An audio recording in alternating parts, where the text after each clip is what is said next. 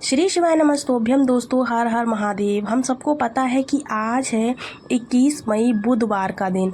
आज बुधवार के दिन हम एक दीपक जलाने वाले हैं। इस दीपक की बात हम लोग इस वीडियो में करने वाले हैं। आज बहुत ही ध्यान से सुनिएगा, बहुत प्यारा सा उपाय आपको बताने जा रहे हैं।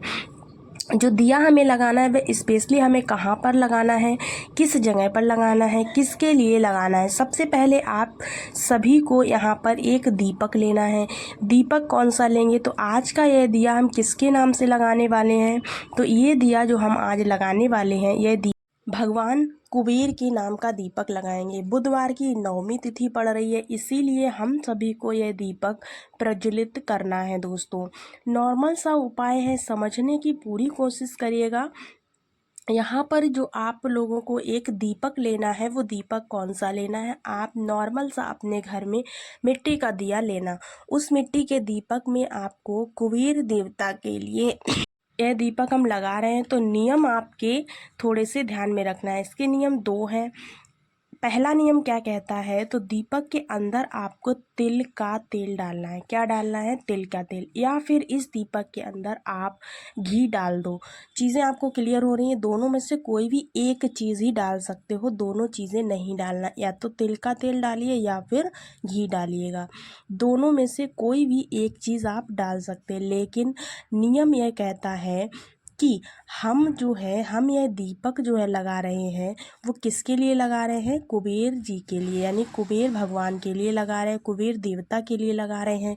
तो यहाँ पे जो बत्ती हमें लगानी है वो कैसी लगानी है, तो हमें कभी भी कुबेर देवता के लिए गोल बाती का प्रयोग नहीं करना है। हमें कौन सी बाती लगानी है, तो हमें लंबी बाती लगानी है। इसके पीछे का कारण क्या है, तो देखिए हम आपको बता दें, जब भी हम लंबी बाती का दिया कभी किसी के लिए लगाते हैं ना, तो इसका मतलब होता है कि हम बढ़ोतरी के लिए लगा रहे हैं। किसके लिए लगा रहे हैं? बढ़ोतरी के लिए। तो इसलिए लंबी बाती का दिया जो है कुबेर भगवान के लिए लगाना पड़ेगा, क्योंकि कुबेर भगवान धन के देवता है और इनको लंबी बाती लगाने से हमारे धन में वृद्धि होगी। ठीक है ना।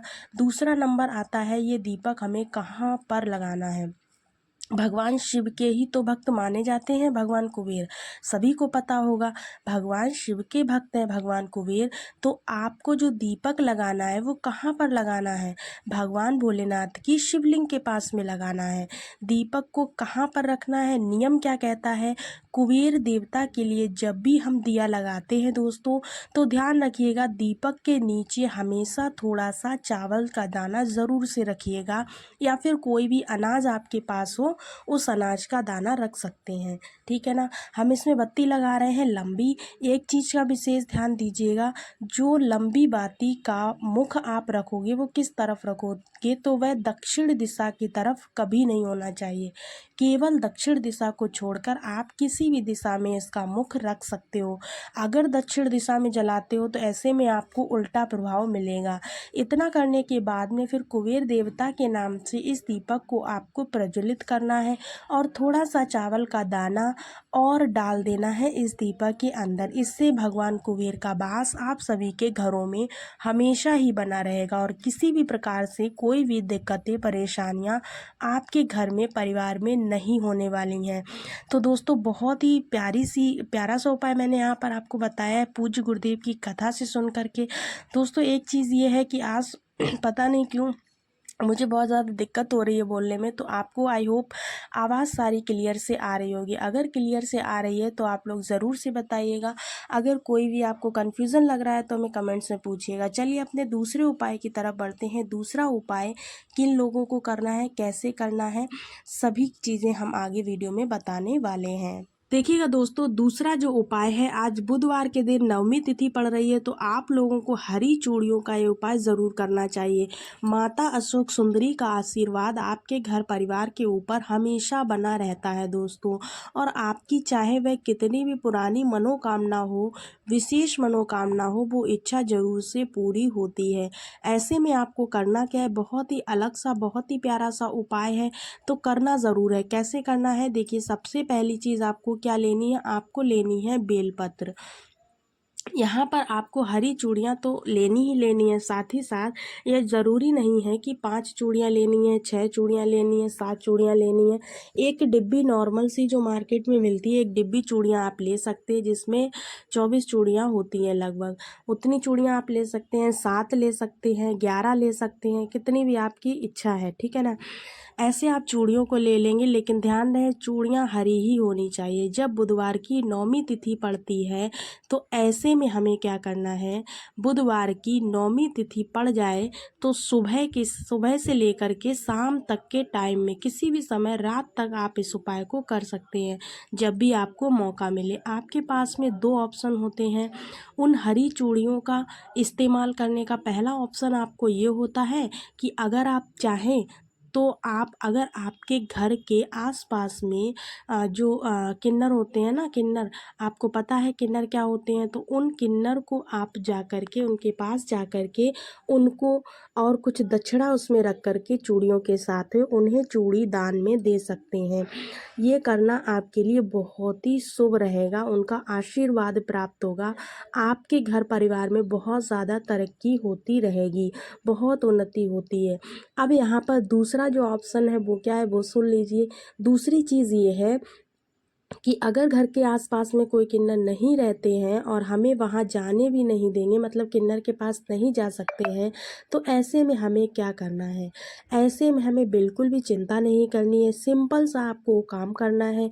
अगर आपके घर के आसपास कोई किन्नर नहीं रहते हैं, वहाँ पे नहीं जा सकते हैं, तो दूसरा ऑप्शन आपको ये कहता है कि जो हरी चूड़ियाँ आपने ली हैं, उन हरी चूड़ियों का क्या करना है, जो आपने खरीदी है हरी चूड़ियाँ, एक डिब्बी है या फिर 7 11 जो भी आपने ली है, उन हरी चूड़ियों को लेना है और साथ ही साथ एक बेलपत्र को लेना है। ध्यान रखिएगा, बेलपत्र कहीं से भी कटा पिटा नहीं होना चाहिए।